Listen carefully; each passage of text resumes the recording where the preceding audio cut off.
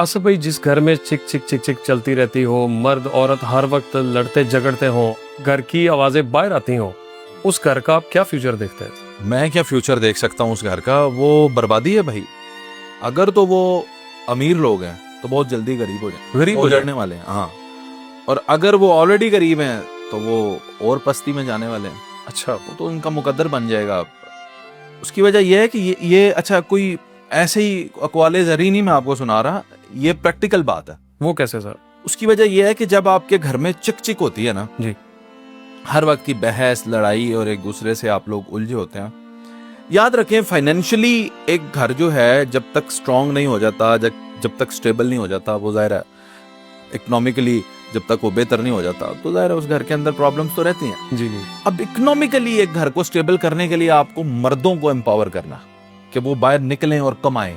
बिल्कुल वही बात समझ रहे हैं? सही। अब मर्द पूरी मेहनत लगन के साथ बाहर बिल्कुल आजादाना तौर पे काम कब कर सकता है? जब घर से सुकून होगा। जब, हाँ, ये याद रखिएगा, जिस मर्द को घर की टेंशन होती है ना, वो बाहर काम नहीं कर सकता। 100%। और बाहर की उसे जितनी मर्जी टेंशन हो वो घर में नहीं लेके आता, बिल्कुल। लेकिन घर की टेंशन वो काम पे लेके जाता है। होता है, बिल्कुल सोचता रहता है, सोचता रहता है, सोचता रहता है। वैसे इसके लिए काफी सारी साइकोलॉजिकल टेक्निक्स भी हैं जिन्हें आप अपना के तो अपनी इन सोचों से निकल सकते हैं। सर वो भी प्लीज बताइए। वो फिर किसी दिन आपको बताएंगे। 5 4 3 2 1 टेक्निक है क्या?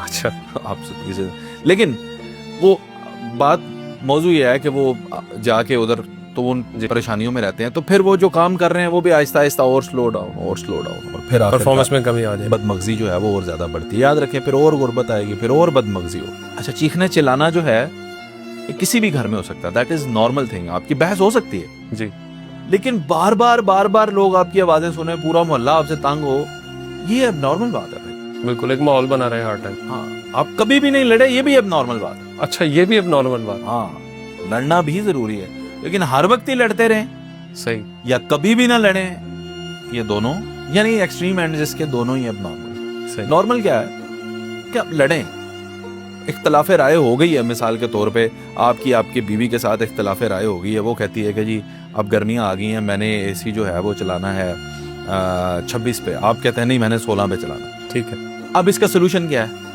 16 और 26 के दरमियान में कहीं एडजस्ट करो, थोड़ा आप एडजस्ट करो, थोड़ा वो करें। सही, पहले लड़ लो, सही, फिर एडजस्ट करो। सही। लेकिन अगर आप भी जिद पे अड़ जाए, नहीं 16 पे ही होगा, और वो भी अटक जाए नहीं 26 पे ही होगा, फिर इस क्या होगा आप बताएं?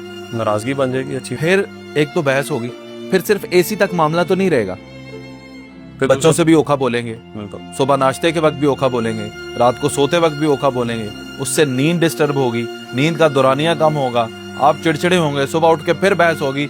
आखिरकार जब आप काम पे जाएंगे वहां पे भी आवाज़ारगी और वो घर में भी आवाज़ार। बिल्कुल। मसले को रिजॉल्व कर लें, आप कभी उसकी सुन लें, कभी वो आपकी सुन लें।